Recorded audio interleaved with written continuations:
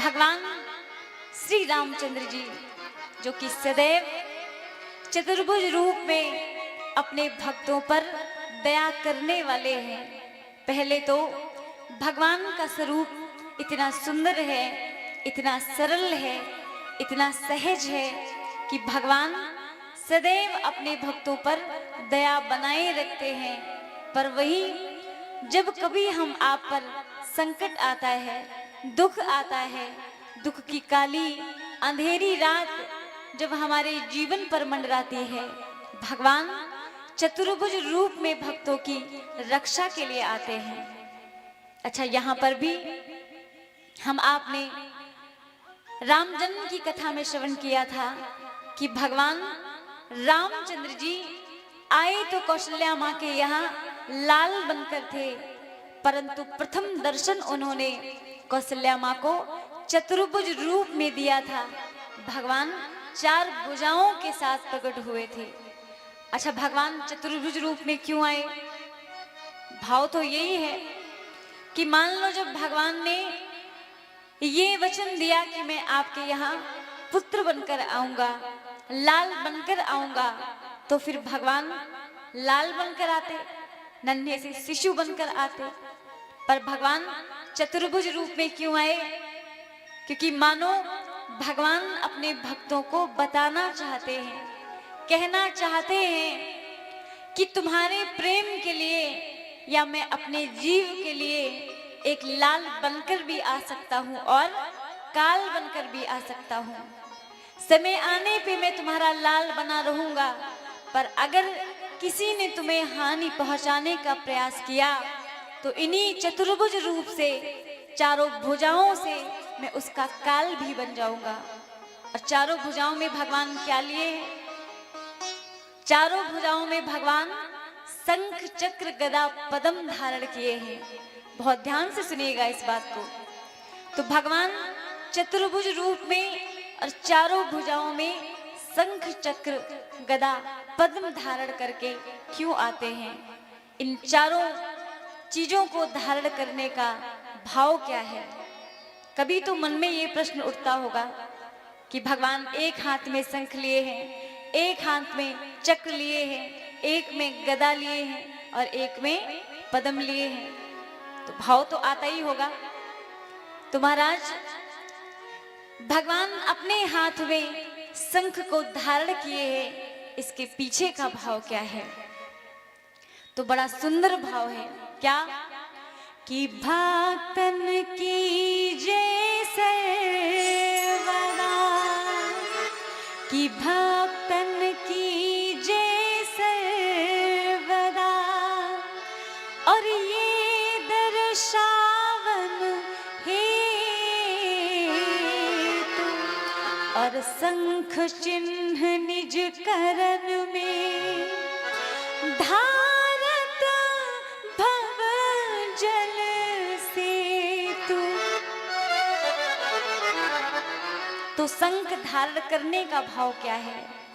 सदैव भगवान के भक्तों की जय हो।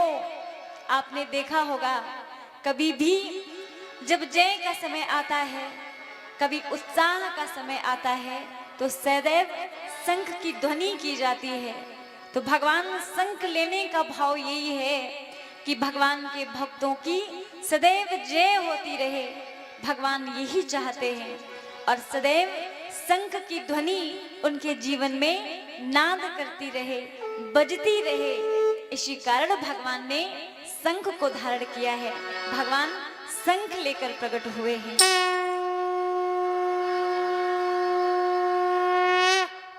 और महाराज ये ध्वनि जो कि अत्यंत ही मन को सुख देने वाली है, आप सभी भी इस ध्वनि को सुनते होंगे तो हृदय में कितनी शांति मिलती है, कितना सुख मिलता है।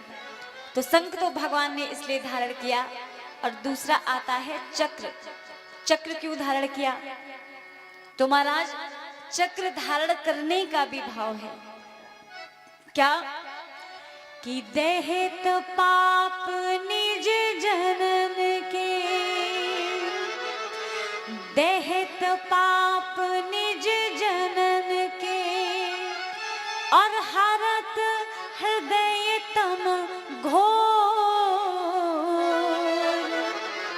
और अग्नि तत्व दर्शात है जानो सेवक लोग। तो भगवान चक्र धारण क्यों करते हैं? महाराज दहेत पाप निज जनन के, भगवान कहते हैं कि मेरे प्रेमियों के, मेरे जनों के जो पाप होते हैं मैं उनको समाप्त करने वाला हूँ, इस चक्र से उन पापों को काटने वाला हूँ। और मानो चक्र का जो भाग है, जब भगवान का चक्र चलता है तो आपने टीवियों आदि में देखा होगा, सच में तो नहीं पर धारावाहिक आदि में आपने देखा होगा कि जब भगवान चक्र चलाते हैं तो उससे अग्नि निकलती है, आग प्रज्वलित होती है। तो अग्नि तत्व दर्शात है जानो सेवक लोग। भगवान कहना चाहते हैं कि पहले तो मेरे भक्त के अंदर जो पाप होंगे मैं उनको चक्र से नष्ट करने वाला हूँ, या कोई भी मेरे भक्त की तरफ गलत नजर से देखेगा, मेरे भक्त को हानि पहुंचाने का प्रयास करेगा, तो इसी चक्र से समस्त पापों को मैं समाप्त करने वाला हूँ। या प्रेमी जनों की रक्षा के लिए भगवान ने चक्र धारण किया। और महाराज शंख हो गया, चक्र हो गया और गदा, गदा धारण भगवान ने क्यों किया? तो गदा का भी अलग भाव है। कैसे कि जो आवत या की शरण, जो आवत या की शरण तो पितर सब ही तर जा, और गदा गयाधर रूप है या सो गदा लखा। तो भगवान ने गदा धारण क्यों किया? महाराज भगवान कहना चाहते हैं कि जो भी भक्त, जो भी नर नारी इनकी शरण में आता है या भगवान की शरण में आता है, जो आवत या की शरण तो पितर सबई तर जात। तो महाराज एक व्यक्ति अगर भगवान की शरण में जाता है तो उसके समस्त पितृ तर्पण हो जाते हैं, तर जाते हैं। या ये भी मानो जो आवत या की शरण पितर सबई तर जात, मतलब जो भी भगवान के भक्तों पर संकट आने वाले होंगे तो महाराज गदा लखाते ही सारे संकट दूर भाग जाने वाले हैं। या भगवान गदा से उनके पितरों को भी तार देने वाले हैं। तो गदा गयाधर रूप है, साक्षात भगवान गयाधर का रूप है। और इसी कारण भगवान सदैव गदा लखाते हैं, सदैव गदा दिखाते हैं, गदा धारण करते हैं। तो अंत में भगवान ने अपने चौथी भुजा में पद्म को धारण किया है। पद्म माने कमल।